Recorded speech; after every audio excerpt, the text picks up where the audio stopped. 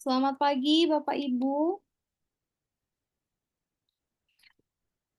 Baiklah.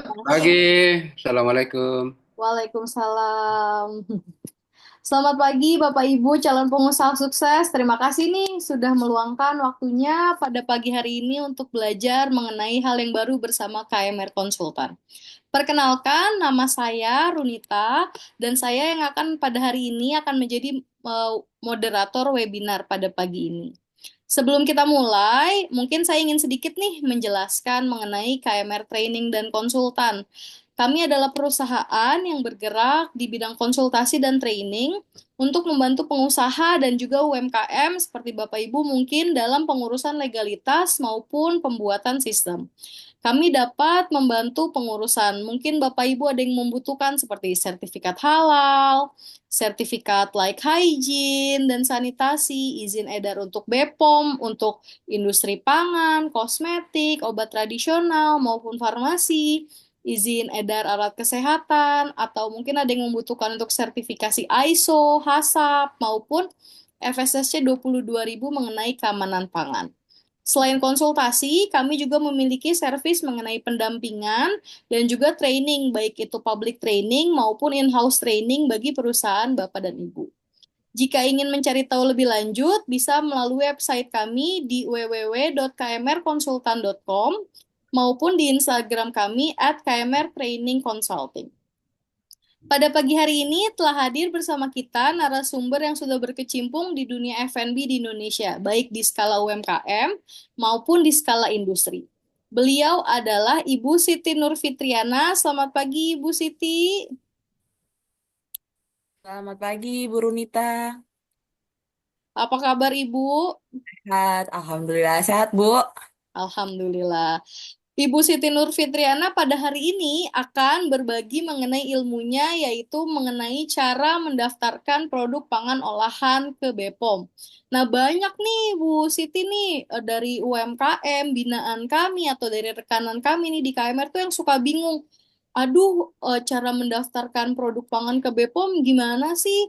Sebenarnya yang kita butuhkan nih sebagai pengusaha sebenarnya cukup PIRT kah atau BPOM kah? Perbedaannya seperti apa? Atau jenis-jenis pangan olahan mana yang harus izinnya BPOM, harus izin PIRT itu masih banyak nih Bu Siti yang belum paham nih. Mungkin nanti Ibu bisa sedikit menjelaskan ke bagian situ ya Bu ya.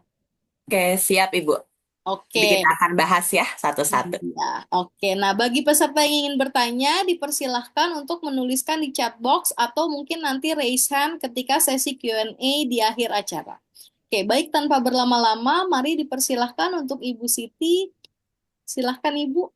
Oke, baik. Terima kasih, Ibu Runita, Bapak Ibu sekalian. Terima kasih sudah datang di acara webinar cara mendaftarkan produk pangan olahan ke BPOM. Selamat pagi. Assalamualaikum warahmatullahi wabarakatuh. Senang sekali saya bisa melihat Bapak Ibu di sini ya. Ya, kita mungkin ada yang pernah ikut webinar kami sebelumnya juga di sini. Salam sampai apa ketemu lagi, Alhamdulillah. Dan untuk Bapak Ibu yang baru bergabung, salam kenal ya.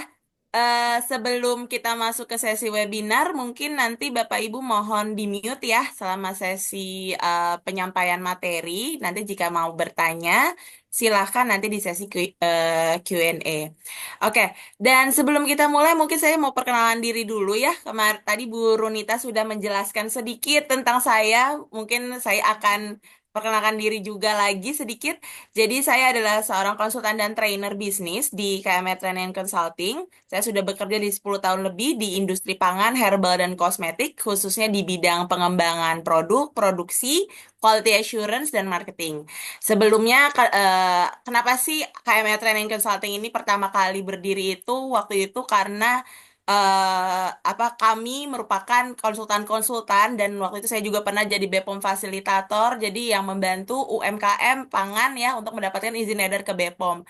Dan waktu itu kita lihat challenge-nya sebenarnya apa sih tantangannya UKM kalau misalnya mau daftar izin edar ke Badan POM gitu ya. Nah, dari situlah akhirnya kami tergerak untuk membuat KMR Training Consulting ini.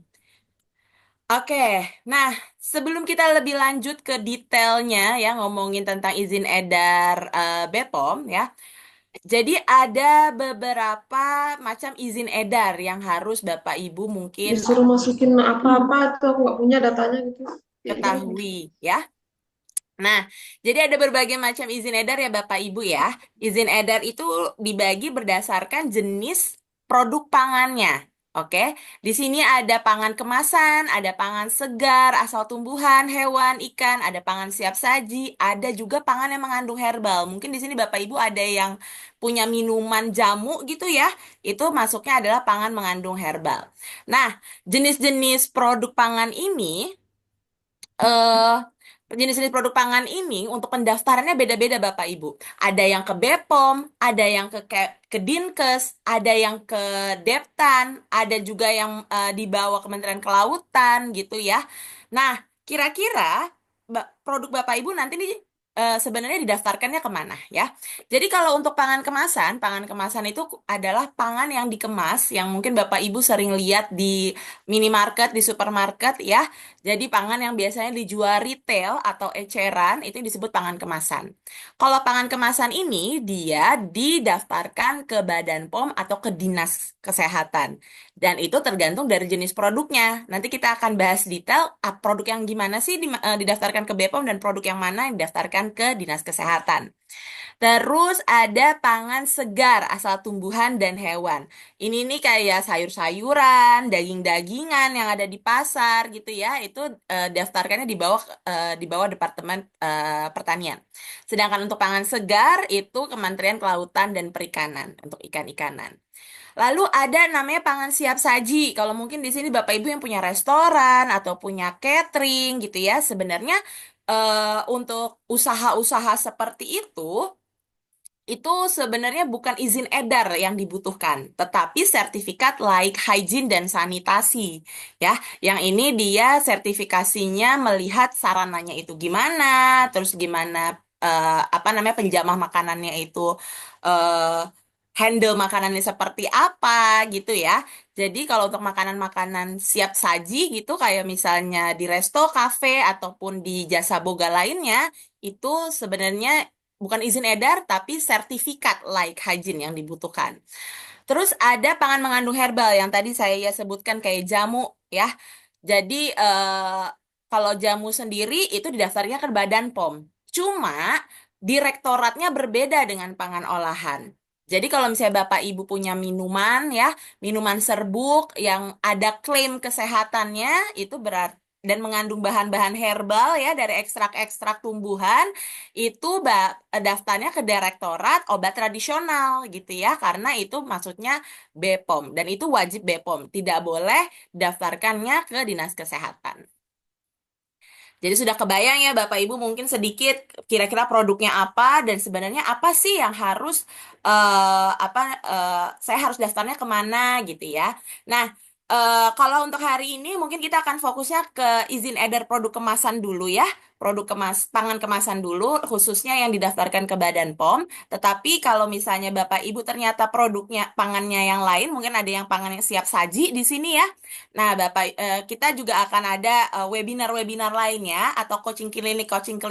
Ya kita sebutnya coaching klinik. Coaching klinik itu kayak training ya, yang membahas gimana sih dapat sertifikat like hygiene atau gimana sih daftarin produk herbal ke BPOM, terus atau enggak kosmetik mungkin di sini ada yang punya usaha kosmetik, usaha sampingannya kita juga akan ada webinar lanjutan tentang bagaimana cara mendaftarkan kosmetik ke Badan POM gitu. Jadi ditunggu saja tentang webinarnya ya. Oke, lanjut kita ngomongin izin edar produk pangan olahan terkemas atau pangan kemasan tadi ya. Tadi sudah saya sebutkan sedikit kalau pendaftarannya itu antara ke Badan POM sama ke Dinas Kesehatan. Nah, kalau ke BPOM ya, produk yang didaftarkan ke BPOM, nanti nomornya dimulai dari BPOM RIMD atau ML. Kalau MD itu makanan dalam negeri, kalau ML itu makanan luar negeri. Ya, jadi BPOM RIMD nomor atau BPOM RIML nomor. Sedangkan kalau ke Dinas Kesehatan itu ciri-cirinya nanti kalau Bapak Ibu lihat di label ada Dinkes PIRT nomor. Nah, dasar regulasinya nih ya yang ngomongin izin edar itu wajib untuk produk kemasan itu ada di Undang-Undang Nomor 18 Tahun 2012 ya. Terus ada PP Nomor 86 Tahun 2019 tentang keamanan pangan, Perka BPOM Nomor 27 Tahun 2017 dan 7 Tahun 2021 ya tentang pendaftaran pangan olahan, dan Perka BPOM Nomor 22 Tahun 2018 tentang PIRT.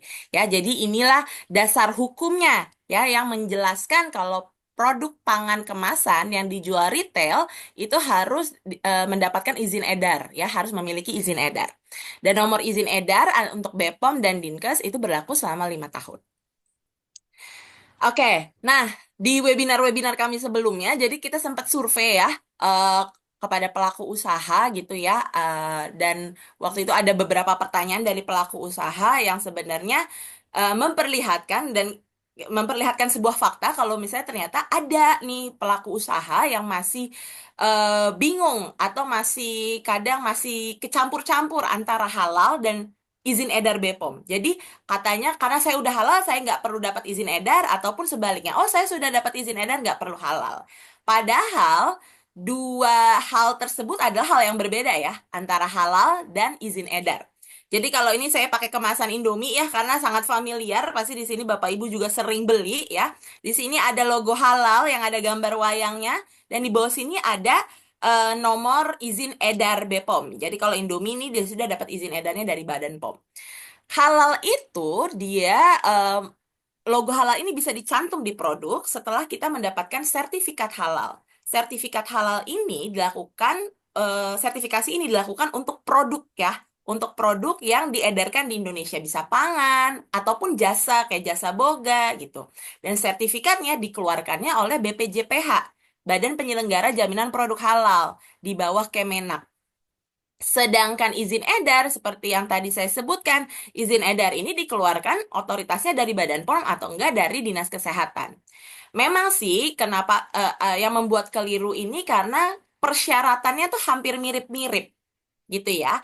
Karena antara BPOM ataupun sertifikasi halal, pelaku usaha itu harus mengimplementasikan sebuah sistem.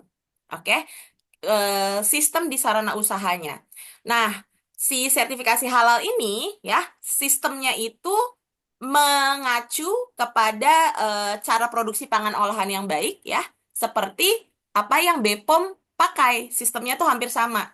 Tetapi kalau halal ditambah syariat-syariat Islam. Nama sistemnya sistem jaminan produk halal ya. Jadi dokumen-dokumennya mungkin hampir sama gitu ya, apa yang diminta hampir sama, makanya banyak pelaku usaha yang mungkin keliru nih antara halal dan izin edar, kayaknya sama aja nih karena memang dokumen yang disubmit hampir sama, tapi sebenarnya itu ada dua sistem yang berbeda, dan otoritas yang mengeluarkan nomor halal dan juga nomor izin edar itu berbeda gitu ya. Oke. Nah, sekarang kita ngomongin makanan apa saja yang wajib izin edar, yang wajib memiliki izin edar pangan olahan, ya. Jadi ada beberapa makanan yang tidak wajib didaftarkan untuk izin edar pangan olahan. Salah satunya kayak yang tadi nih, makanan yang simpan kurang 7 hari. Kayak misalnya kita jual jajanan pasar itu kurang dari 7 hari kan, ya. Nah, biasanya itu tuh justru yang untuk apa namanya? Untuk membuktikan kalau misalnya produk tersebut layak untuk dimakan, itu tuh mereka bukan harus daftar izin edar, tapi sertifikat layak hygiene sebenarnya sarananya. Terus produk yang diimpor dalam jumlah kecil. Jadi produk yang diimpor jumlah kecil itu tidak perlu izin edar, tetapi biasanya untuk produk-produk sampel impor dari luar negeri buat pameran dan lain-lain itu dia harus ada izin SAS dari Badan POM. Jadi tapi bukan izin edar ya. Terus ada bahan baku ya, misalnya kayak Bapak Ibu mungkin jualan tepung-tepungan atau misalnya bahan baku untuk restoran gitu ya, untuk restoran, kafe atau catering-catering, sebenarnya itu tidak perlu izin edar karena dijualnya blank, tidak langsung ke konsumen. Cuma biasanya perusahaan-perusahaan seperti itu ya, perusahaan-perusahaan yang menjual bahan baku ini, mereka tuh bukan cuma jualan di hotel, restoran, kafe aja, tapi mereka juga jualannya ke konsumen retail. Makanya kebanyakan itu tuh produk-produknya didaftarkan izin edarnya. Seperti itu. Terus pangan olahan dalam jumlah besar yang tidak dijual secara langsung kepada konsumen akhir, ini hampir sama ya. Tadi kalau misalnya mungkin Bapak Ibu jualan tepung-tepungan atau jualan flavor gitu ya, perisa gitu ya, perasa ke pabrik-pabrik ya, tidak langsung ke konsumen akhir, itu tidak butuh izin edar sebenarnya. Terus diolah dan dikemas di hadapan pembeli. Misalnya jualannya bakso, gado-gado gitu ya, nasi uduk itu diolah dan dikemas di hadapan pembeli. Itu tidak butuh izin edar. Pangan siap saji itu juga tidak butuh izin edar, tapi butuhnya sertifikat layak hygiene ya.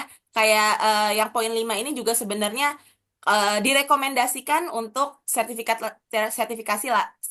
layak hygiene itu, bukannya izin edar. Terus pangan-pangan yang produk-produk pasca panen ya, tadi kayak sayur-sayuran atau misalnya merica-merica yang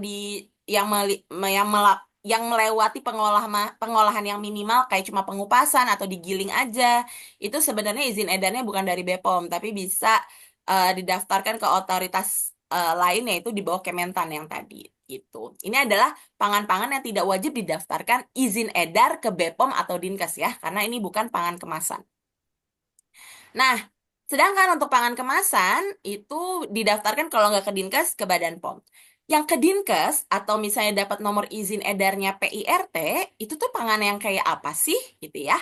Pertama, syaratnya itu diproduksi secara manual hingga semi otomatis dan diproduksinya atau tempat usahanya itu ya di tempat tinggal. Namanya juga industri rumah tangga. Jadi harus dikerjakannya ya di tempat tinggal gitu ya.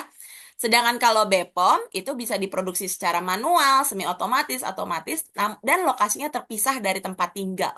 Sebenarnya itu BPOM syarat utamanya. Nah, tapi selain dari klasifikasi usahanya ya, itu dilihat lagi dari klasifikasi produknya. Kalau yang BPOM itu pangan-pangan yang wajib BPOM itu adalah pangan olahan yang dijual dalam kemasan eceran, tetapi dia itu bentuknya frozen atau bentuknya kayak susu UHT atau makanan kaleng ya. Itu yang wajib Badan POM.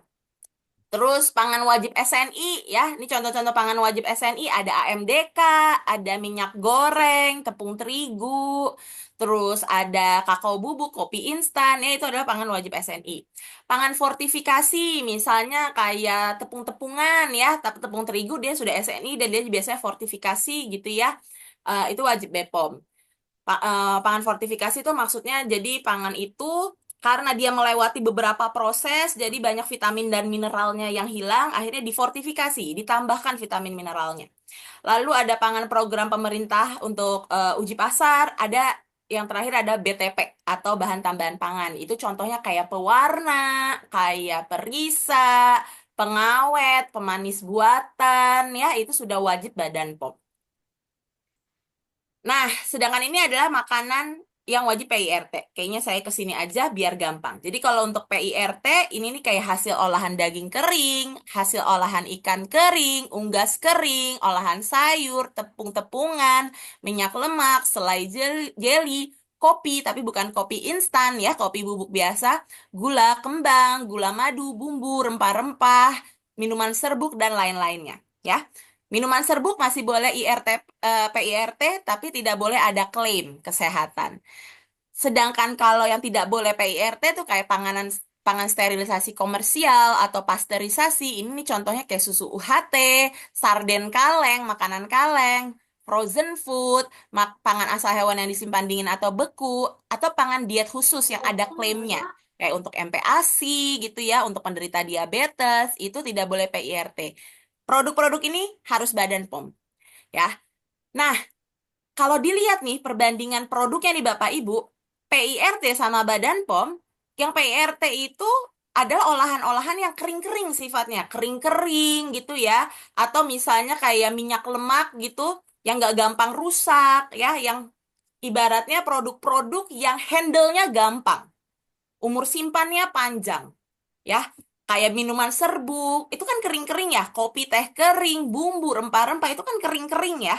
Nah, itu masih boleh PIRT. Nah, kenapa makanan kering itu boleh PIRT? Karena handle-nya tuh lebih gampang dibandingkan produk-produk ini. Kayak contoh, makanan kaleng. Makanan kaleng contohnya kayak sarden. Sarden itu kan sebenarnya ikan seger ya. ikan seger kita makannya kayak ikan ikan fresh gitu ya, dia masih basah begitu. Tapi umur simpannya dia bisa bulanan tahunan karena dia itu disterilisasi. Jadi bakterinya bakteri yang bikin makanannya itu rusak, itu dimatiin sampai akhirnya dia bisa bertahan lama. Ada teknologi untuk memaksakan ya, yang memaksakan makanan itu bertahan lama gitu. Yang pasti di situ ada resikonya, betul? Kayak frozen food misalnya risol frozen. Risol tuh biasa tahan cuma 2 hari, 1 hari gitu ya, 1 2 hari. Nah, tiba-tiba dia dibekuin, jadi tahannya bisa 6 bulan, oke? Bisa tahannya 6 bulan.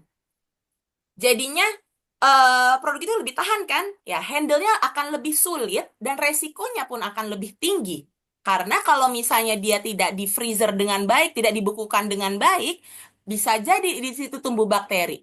Atau kayak tadi sarden. Sarden nih yang apa namanya? Yang seger kayak gitu dipanasin, disterilisasi sampai bakteri-bakterinya mati. Kalau sterilisasinya atau panasnya tidak sesuai, itu bisa tumbuh bakteri, ya. Jadi umur simpannya bisa lebih pendek atau dia gampang rusak. Makanya produk-produk tersebut didaftarnya ke Badan POM karena memang persyaratannya akan lebih banyak yang diminta, akan lebih banyak pengawasannya, gitu ya. Lebih banyak dokumen yang diminta, pengawasannya juga seperti pengawasan diminta juga lebih banyak, gitu ya. Makanya dia langsung dipegang oleh Badan POM, seperti itu, ya. Oke, nah kita ada yang mau bertanya, tapi mungkin nanti ya Bu di sesi question and answer kita lanjut dulu ya ke materinya. Oke, nah ini kurang lebih dokumen-dokumen yang dibutuhkan ya untuk izin edar Badan POM. Mungkin sekarang juga kita banyak fokusnya ke BPOM ya, produk-produk BPOM. Jadi kalau untuk dalam negeri dan luar negeri itu ada dokumen administratif dan teknis. Kalau administratif itu contohnya adalah hasil audit sarana atau izin sarana ya, penerapan CPPOB. PMR, nah itu adalah dokumen administratifnya. Surat kerja sama maklon, kalau misalnya Bapak Ibu produksinya di tempat lain, atau lisensi ya, surat penunjukan gitu ya jika diperlukan. Kalau dokumen teknis kurang lebih kayak daftar bahannya tuh apa saja, komposisinya apa saja, proses produksinya gimana, hasil uji produknya seperti apa, informasi tentang umur simpan, rancangan label, spesifikasi produk, dan dokumen lainnya. Kalau luar negeri kurang lebih sama ya kalau untuk dokumen teknis, tapi kalau dokumen administratifnya mereka minta sertifikat GMP, terus abis itu minta sertifikat of free sale. Jadi sertifikat free of sale ini adalah sertifikat yang dikeluarkan oleh custom agent dari negara terkait ya. Eh,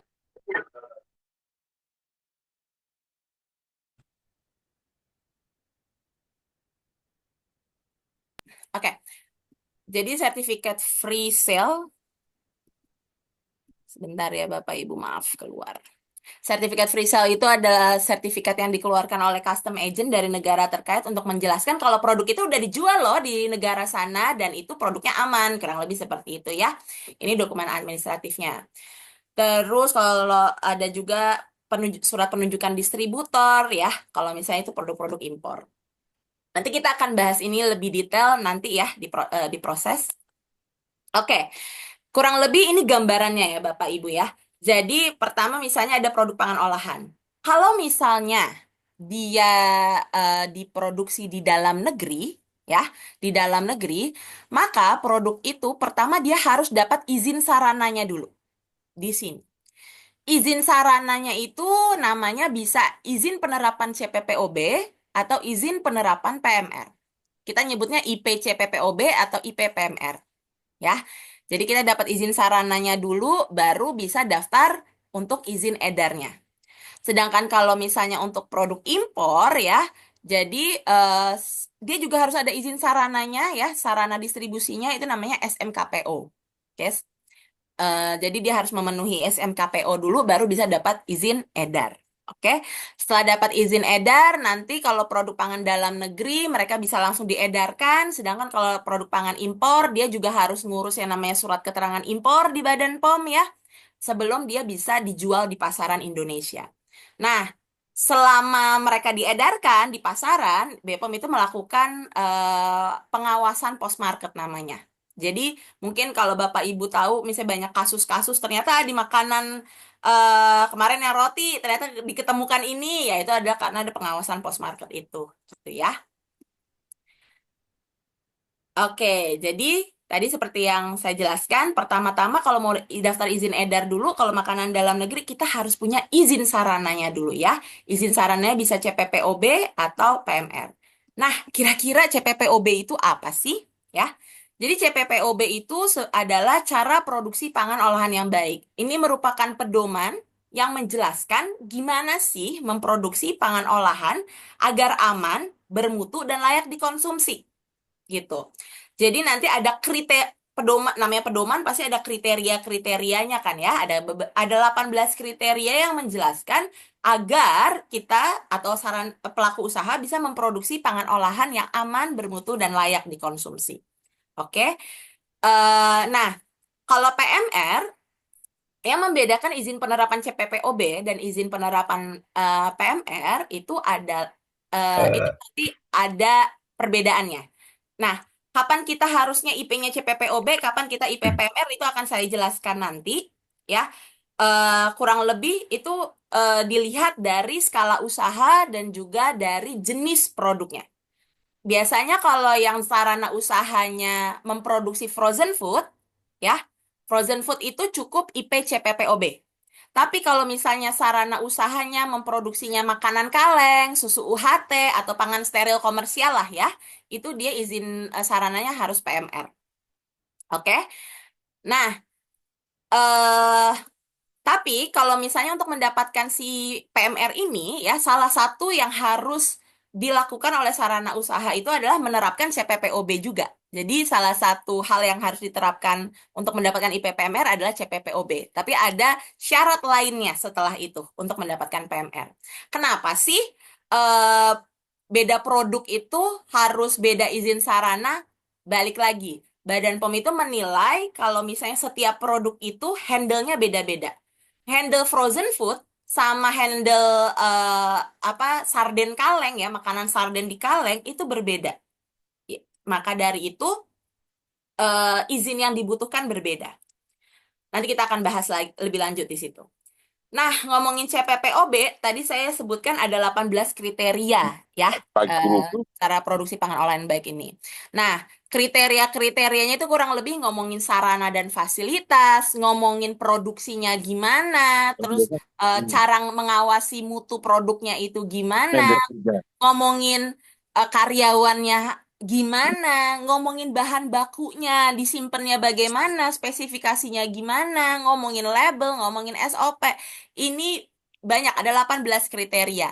Kalau misalnya Bapak Ibu ingin lebih lanjut belajar tentang CPPOB, kami punya coaching kliniknya, dan itu 2 hari. Kita trainingnya. Kenapa bisa sampai 2 hari? Karena tadi kriteria banyak ya, ada 18.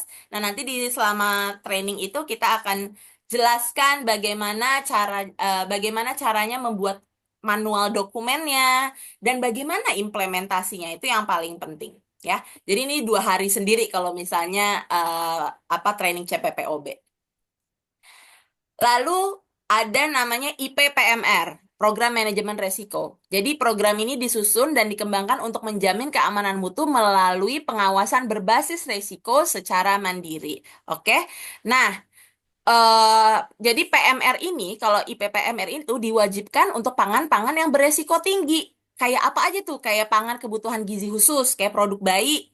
Terus BTP, bahan tambahan pangan, kayak pemanis buatan, flavor, terus abis itu pengawet ya, itu beresiko tinggi. Terus ada pangan sterilisasi komersial, ya. Itu sebetulnya PSK, tapi sebenarnya PSK-nya singkatannya ini ya, Bapak Ibu ya. Pangan sterilisasi komersial. Jadi kayak susu UHT, sarden kaleng gitu ya. Itu namanya PSK. Nah, itu adalah pangan-pangan yang berisikonya tinggi. Kayak kenapa dia tinggi? Karena kayak tadi saya sempat mention. Misalnya nih sarden kaleng. Itu kan sebenarnya kayak ikan fresh ya Bapak Ibu. Tapi kok bisa ikan fresh yang cahannya cuma sehari gitu ya kok bisa dia bisa tahan sampai tahunan seperti itu, bisa tahan sampai 1 tahun itu, karena karena dia didukung proses sterilisasi, dia ada teknologi yang mendukung itu produk tahan sampai setahun gitu ya. Produk yang tahan cuma sehari dipaksakan bisa sampai setahun gitu. Nah, pasti ada resikonya kan ya, kalau misalnya proses sterilisasi atau pemanasannya itu tidak sesuai, bisa jadi ikan itu jadi busuk lebih cepat, rusak lebih cepat. Nggak sampai konsumen, cuma sampai di mobil doang udah rusak.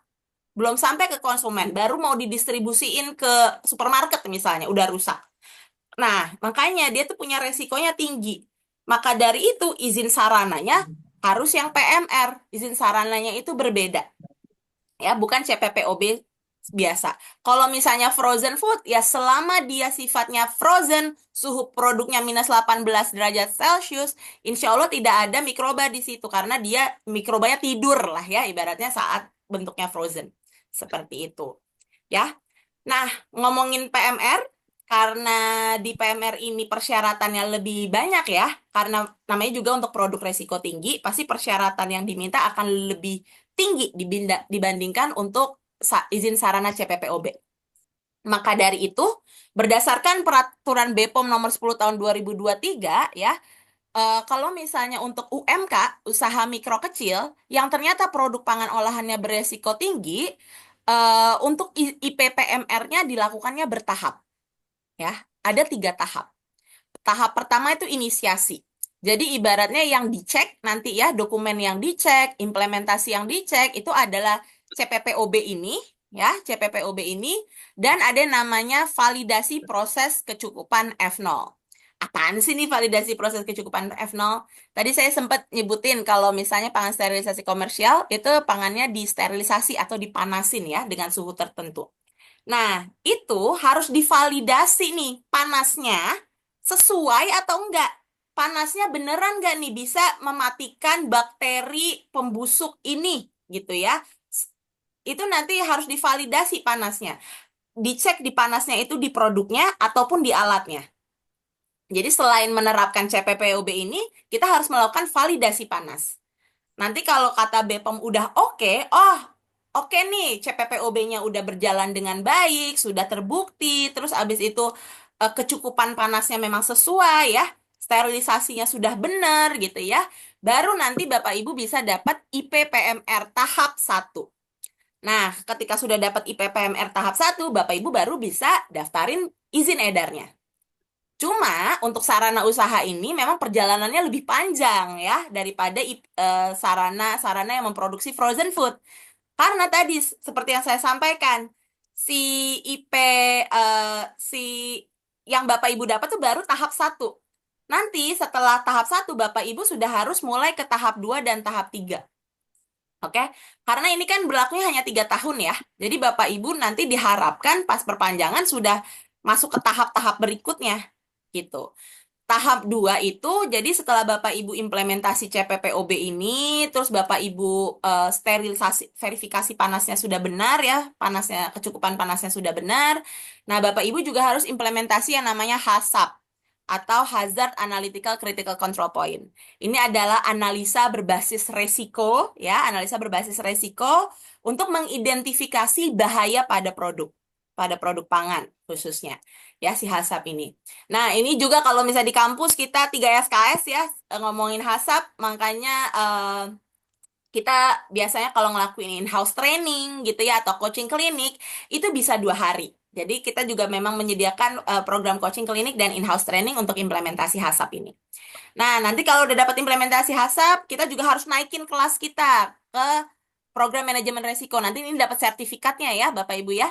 Nah, kalau misalnya sudah bisa dapat sertifikat ini, untuk dapetin sertifikat ini, Bapak Ibu selain implementasi CPPOB, terus memastikan kecukupan panas ya, proses panasnya itu benar, terus implementasi HACCP, Bapak Ibu harus mengimplementasikan sistem manajemen mutu ya. Dan di sini ada apa namanya? Ya biasanya ini sih GMP, terus ya CPPOB tadi, terus HACCP gitu ya.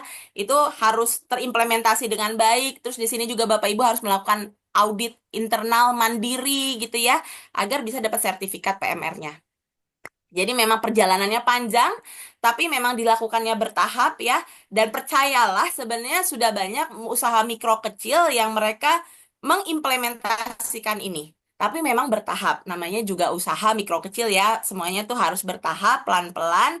Dan semoga Bapak Ibu di sini semua bisa ya UMK-nya terus naik kelas ya. Naik kelas dari yang sekarang mungkin industrinya rumah tangga masih bersatu dengan rumah, nanti tiba-tiba punya sarana sendiri gitu ya, sarana sendiri, terus produknya makin banyak ya, makin banyak, nanti sertifikasi keamanan pangannya makin banyak gitu ya.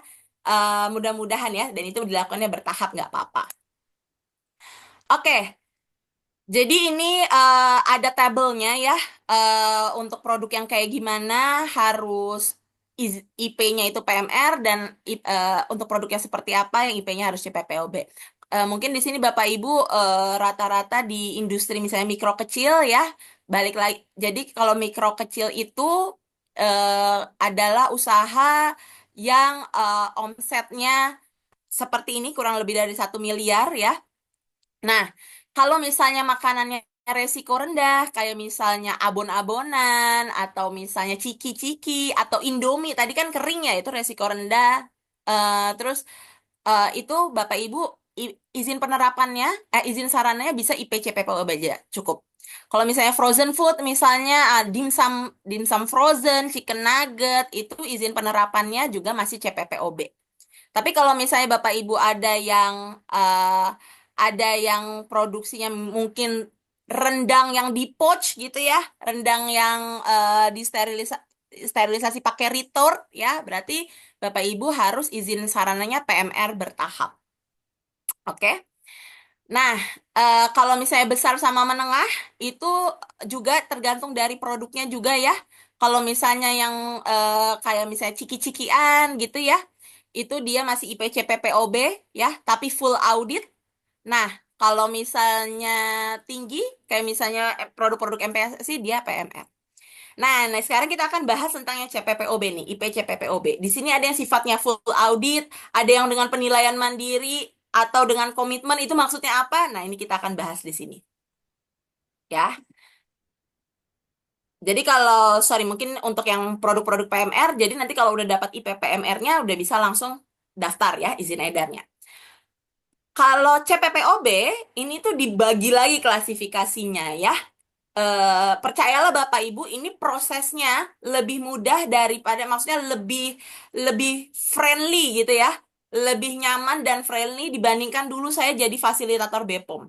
Dulu 2015 saya jadi fasilitator BPOM, mau dia usahanya mikro kecil kayak ya, itu prosesnya sama kayak usaha menengah besar. Jadi kalau Bapak Ibu bisa lihat di sini ya, ini proses proses penerbitan CPPOB-nya, izin CPPOB-nya ya, untuk usaha skala besar menengah.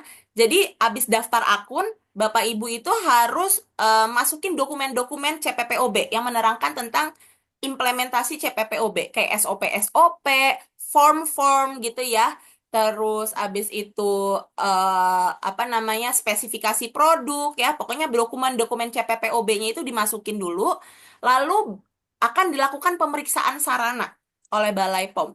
Nah, di pemeriksaan sarana ini ya, atau audit, itu nilainya harus B minimal.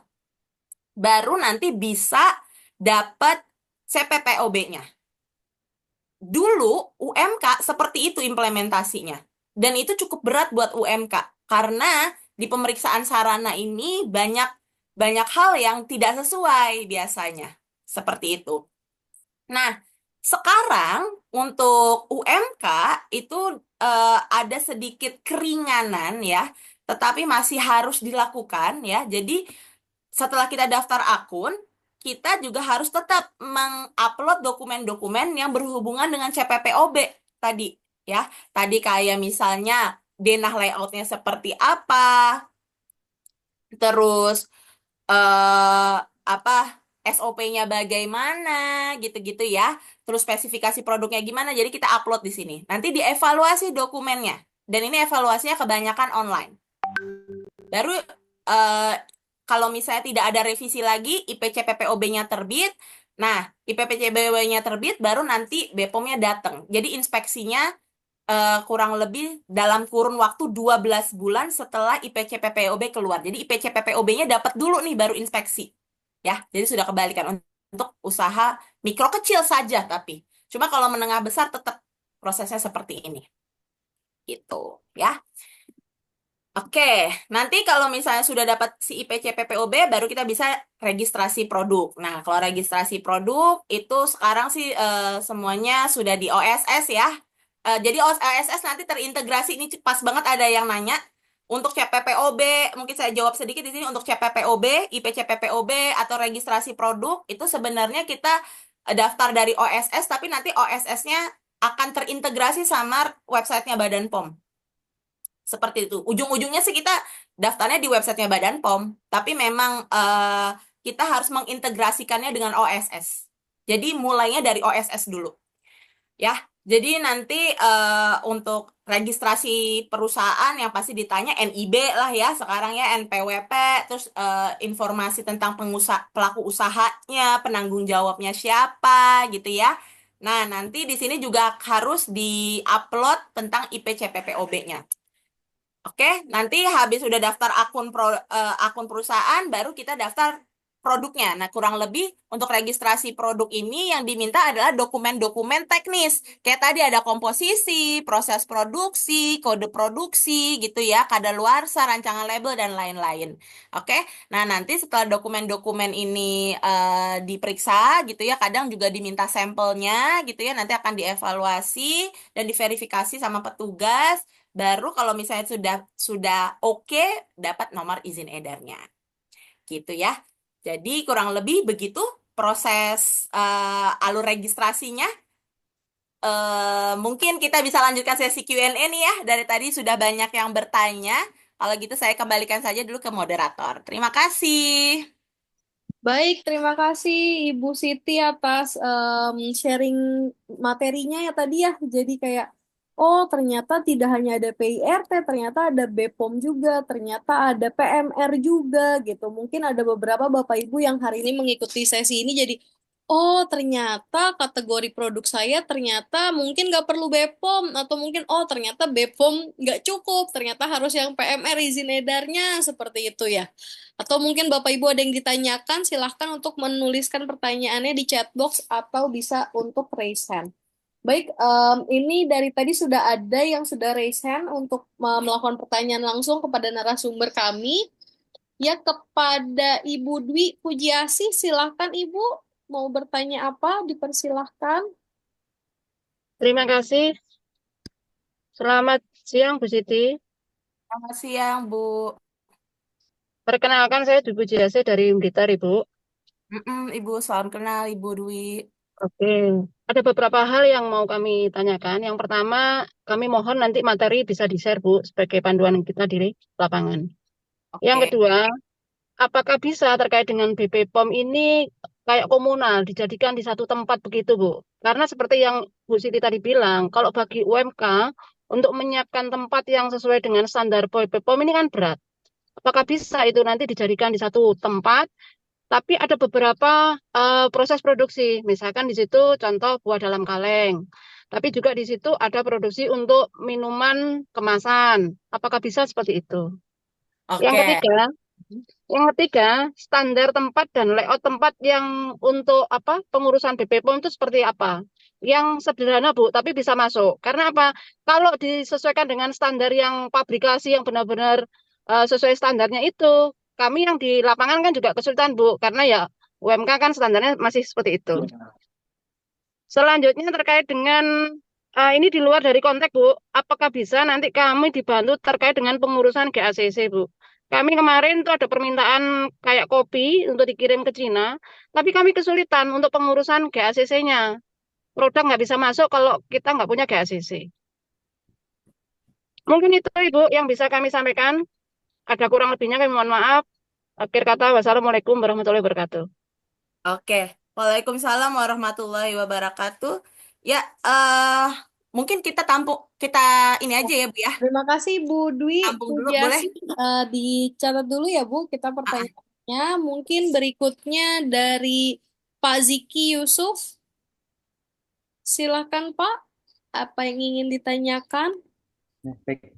Assalamualaikum warahmatullahi wabarakatuh, Bu. Waalaikumsalam Pak. Warahmatullahi wabarakatuh.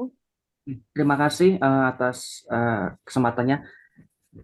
Mau izin bertanya mengenai tentang PMR atau Program Manajemen Risiko, Bu. Itu itu kan tadi yang jenengan sampaikan terkait masalah PMR itu kan melalui tiga tahap, ada GMP, kemudian HACCP dan juga PMR itu sendiri. Mm-mm. Itu kira-kira waktu yang dibutuhkan ketika dari tahap satu ke tahap 2 itu kira-kira dan tahap selanjutnya itu kira-kira berapa lama ya Bu untuk mencapai mendapatkan legalitas izin PMR seperti itu. Terima kasih Bu. Oh, oke. Siap. Oke. Ada lagi mungkin? Cukup Bu. Oke, siap. Kita tampung dulu ya Pak ya. Di saya catat dulu Pak. Baik, Bu. Mm-mm. Oke. Eh, saya sekalian bacakan pertanyaan yang ada di chatbox ya, Bu Siti. Ada Oke. dari Bu Wulanti, izin bertanya Bu, untuk pengajuan PIRT, apakah juga membuat GMP dan SSOP juga pernyataan mandiri pelaku usaha selain komitmen Bu? Jadi apakah untuk PIRT, apakah juga buat GMP dan Oke. SPO, Bu? Sama tadi yang sudah dijawab ya, Bu Wulanti, yang mengenai pendaftaran IPCPPOB ya, Bu. Jadi mungkin sedikit. Jadi sebenarnya pengisiannya masih di website BPOM, tapi mungkin dahulu di website BPOM tuh ada kayak kita login gitu. Nah, masukin eh, alamat email atau account, masukin password, terus masuk ke akun kita. Nah, sekarang sudah tidak ada ya, Bu Wulanti ya. Jadi semuanya terintegrasi dari OSS. Jadi Ibu memasukkan akunnya dan passwordnya dari OSS, nanti dari OSS akan terlink ke website BPOM seperti itu ya Bu ya. Siap, makasih Bu. Sama-sama Bu. Sama. Baik, mungkin untuk sesi pertama kita sudahi dulu ya Bu Ya. Siti, mungkin bisa silahkan dijawab dari yang mana. Oke, mungkin dari Bu Dwi tadi ya. Pertama komunal, bisa nggak sih sebenarnya sarana produksinya itu dilakukan komunal? Bisa banget, Bu. Bisa banget. Jadi misalnya Bapak Ibu punya sarana satu gitu ya. Nanti ada pelaku UKM di situ ya. Tapi gini sih Bu, nanti di produknya sifatnya akan seperti ini Bu. Misalnya saya yang punya communal space untuk produksi. Nah, Ibu yang punya produknya. Jadi ibu produksi di tempat saya ya, di atas nama usaha saya gitu ya. Jadi nanti nama produsennya adalah PT ABC ya, itu perusahaan saya. Nanti didistribusikan oleh ibu misalnya PT DEF. Nah, jadi kalau dibikin komunal itu bisa. Jadi itu sistemnya kayak maklon gitu sih Bu gitu. Tapi mungkin jadi dia tapi harus dalam bentuk apa namanya usaha sendiri ya si komunalnya itu sebagai produsennya. Nah, terus layout yang simpelnya gimana? Layout simpelnya seperti apa? Ini kalau ngomongin sebenarnya sih kita kalau UMK ya, kita selama menangani klien yang pasti kit- layoutnya itu kalau untuk mikro kecil. Pertama, dia itu desain layoutnya itu tidak boleh backflow atau misalnya dia harus sesuai dengan proses produksinya. Ya, proses produksinya, terus abis itu harus ada tempat cuci cuci tangannya, terus lantainya itu kalau bisa mudah dibersihkan gitu ya. Apa namanya jendelanya juga mudah dibersihkan, tempatnya tertutup dari hama ya. Terus abis itu ada ruang loker untuk karyawannya seperti itu. Jadi sebenarnya gini kayak kita juga ada beberapa klien kita itu juga kebanyakan mereka tuh kayak di rumah atau di rukonya gitu ya, di rukonya. Jadi di lantai satunya dia tempat produksi, lantai atasnya itu tempat tinggal gitu. Nah, itu kan simpel banget ya. Jadi kalau Ibu kebayang ruko gitu ya, rukonya nah itu di bawahnya tapi memang khusus full untuk produksi saja khusus untuk full produksi. Tapi memang harus dipastikan area-areanya, misalnya area produksinya gitu ya, area-area produksinya itu mudah dibersihkan. Ya, mudah dibersihkan, terus abis itu meminimalisir kontaminasi. Kurang lebih seperti itu sih, Bu. Nah, sebenarnya ini setiap sarana akan berbeda-beda bagusnya seperti apa ya. Jadi mungkin kalau misalnya di coaching klinik itu biasanya kita akan melakukan apa namanya kita akan diskusi, misalnya sarana ibu seperti apa sih, divideokan ya Bu ya. Nanti kita akan bantu nih, bagusnya layoutnya seperti ini gitu. Terus nanti akan dicek, kayaknya bagusnya lantainya begini deh Bu. Atau misalnya nanti, oh Bu ini ada potensi kemungkinan hama masuk dari sini gitu. Kayaknya ini harus ditutup gitu. Jadi apa ya? Jadi kita harus kita tidak bisa mengeneralisir, tapi kalau mau generalisasi seperti itu ya mudah dibersihkan lantainya, lampunya juga jangan dari kaca gitu ya, LED karena takutnya tiba-tiba pecah terus nanti dia kaca-kacanya berserakan gitu ke makanan gitu ya. Terus abis itu bisa meminimalisir kontaminasi, jadi orang nggak bolak-balik orang kerjanya nggak bolak-balik, jadi sesuai proses, seperti itu kurang lebih secara general seperti itu sih, Bu. Dan lebih bagus lagi kalau misalnya peralatannya juga mudah dibersihkan, dari stainless steel semua, nggak mudah berkarat, ya, nggak dari kayu-kayuan, karena gampang ke kopek-kopek gitu ya, seperti itu sih, Bu. Gitu. Nah, terus GACC ya. Nah, GACC ini kan juga memang baru ya, Bu ya, peraturan ekspor baru untuk ke China itu baru berlaku di sekitar 2 tahun, 3 tahun belakangan ini. Tapi memang salah satunya adalah eh, quality management juga ya, setahu saya. Nanti kita bisa diskusikan lagi untuk usahanya gitu ya, Bu ya. Mungkin nanti ini nanti mungkin kami akan kontak Ibu. Nanti kebetulan jadi tadi ada apa namanya grup komunitas juga ya di situ ya. Nanti kita ada grup komunitas yang Bapak Ibu bisa masuk. Nanti akan di-share oleh admin kami ya ke Bapak Ibu semua. Di mana nanti Bapak Ibu bisa berinteraksi. Kalau misalnya mau jualan di situ juga boleh. Nanti kita juga akan info tentang webinar dan coaching klinik. Tapi untuk GSCC spesifik tentang GSCC mungkin nanti kita langsung berhubungan ini aja Bu, apa Japri gitu ya. Nanti kita mau tanya-tanya dulu tentang produknya. Gitu. Karena memang ini peraturannya memang baru juga sih Bu, 2-3 tahun belakangan ini. Tapi ada tentang quality manajemennya. Ada lagi Bu Dwi mungkin? Oke, sudah terima kasih banyak, Bu. Ya, sama-sama Ibu. Nanti saya japri saja untuk selanjutnya. Ya, Ibu Dwi, terima kasih. Lalu tadi dari Pak Ziki ya, Pak Ziki tentang PMR, tahapnya berapa lama? Jadi gini, kalau untuk PMR, untuk dia dari tahap 1 ke tahap 2 ke tahap 3 itu sih, jadi biasanya BPOM itu mengencourage kita, eh, jangan dilama-lamain, maksudnya jangan sampai siapa namanya, jangan sampai IP PMR-nya tuh habis yang 3 tahun. Jadi biasanya kalau udah dapet tahap 1 langsung dipersiapkan ke tahap 2.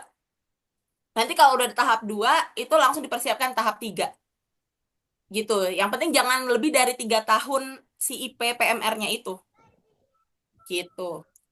Jadi memang diminta sih sebenarnya sesegera mungkin. Cuma gini, sebenarnya kalau misalnya ya Pak, kalau misalnya menurut kami sendiri nih yang apa namanya menjalankan PMR, sebenarnya yang paling sulit itu adalah membangun budaya. Nah, membangun budaya itu dimulai dari penerapan CPPOB. Jadi kalau misalnya IP CPPOB-nya udah terimplementasi, verifikasi panasnya udah terjadi gitu ya, untuk implementasi HACCP terus audit ke depannya itu kayaknya lebih lebih mudah. Dan ibaratnya apa ya? Yang diminta itu tidak sebanyak pas tahap pertama. Jadi seharusnya dari tahap 1 ke tahap 2 itu nggak mesti lama-lama gitu sih, Pak. Gitu.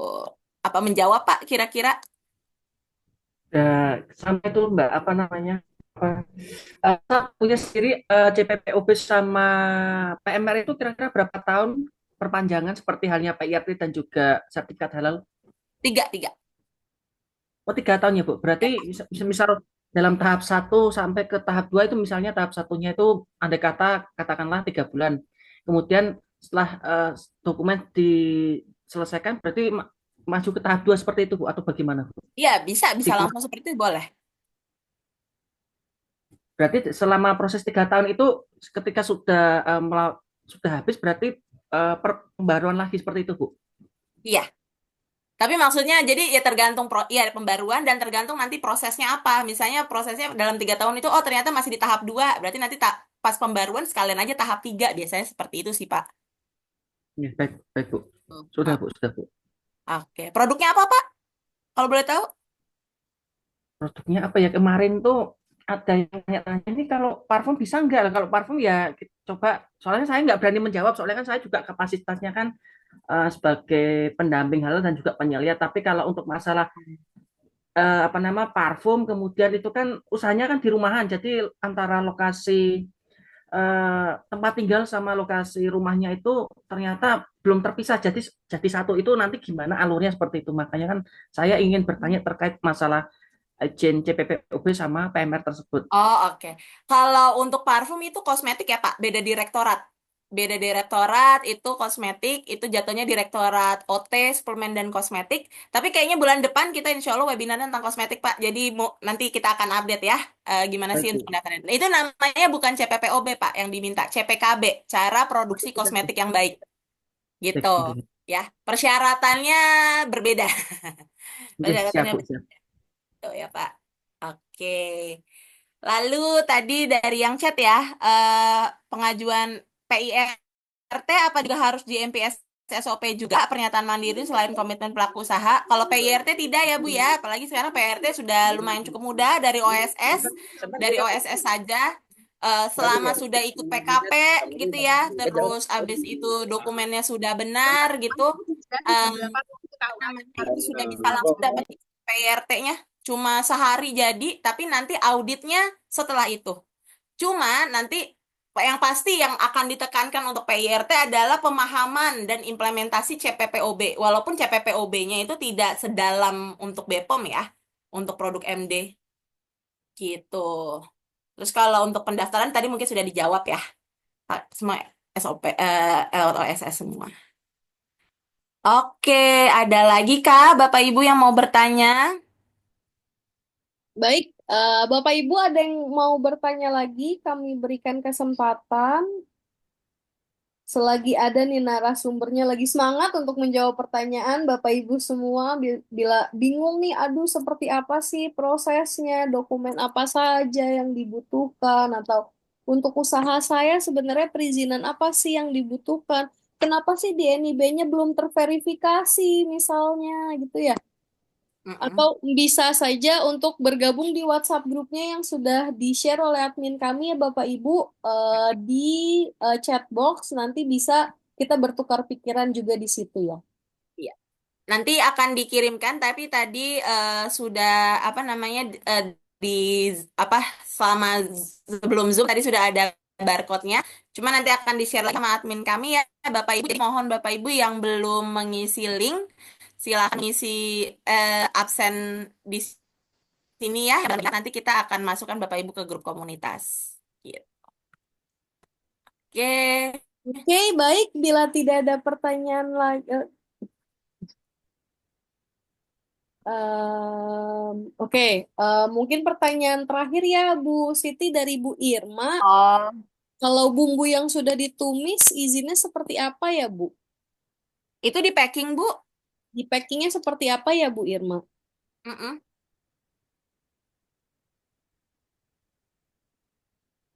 Dimasukkan ke pouch plastik kah, di frozen kah? Oh, di botol. Oke. Di botol ada kemasan biasanya itu PIRT masih cukup selama masih kerjanya masih di dalam rumah tangga ya, PIRT. Bumbu misalnya kayak sambel-sambelan itu PIRT Sambal-sambalan itu masuknya masih PIRT, Bu ya. Mm-mm. Oke, baik. Terima kasih Bapak Ibu untuk kehadirannya di webinar hari ini. Terima Oh, ada lagi, maaf. Keripik pisang. Keripik pisang itu PIRT bisa, Pak. Selama itu masih di ini ya, dalam rumah tangga ya. satu dengan rumah. Oke, ada foto dulu Bu Runita. Oh iya, sebelum kita tutup webinar hari ini, mungkin saya minta Bapak Ibu untuk buka dulu kameranya sebentar. Kita foto terlebih dahulu ya, Bapak Ibu. Mungkin Bu Siti bisa stop share dulu, Bu. Oh, masih ini ya. Sebentar. Eh, sebentar ya, Bu. Maaf. Oke, siap. Sudah. Oke, baik. Tolong dibuka dulu kameranya, Bapak Ibu. Oke, satu, dua, tiga. Halaman kedua, satu, dua, tiga. Oke, baik. Terima kasih, Bapak Ibu. Mas- Ibu. Semoga webinar hari ini bisa membantu. Apabila ada pertanyaan, nanti bisa melalui WhatsApp grup ya, Bapak Ibu, bila ada yang pertanyaan. Terima kasih. Nanti kami juga akan melakukan webinar-webinar lagi. Mungkin seperti tadi Bu Siti sudah mengatakan, bulan depan kami rencananya akan mengenai pendaftaran izin edar kosmetik. Atau mungkin kita juga akan membuat untuk PMR. Seperti itu ya Bapak Ibu. Jadi apabila Bapak Ibu ingin mengikuti webinar series ini atau mungkin ingin mengetahui, oh berikutnya ada webinar mengenai apa lagi, bisa juga di follow Instagram kita @KMR Training Consulting. Baik, Oke. terima Ya, kasih. terima kasih Bapak Ibu. Selamat siang. Selamat Assalamualaikum. siang.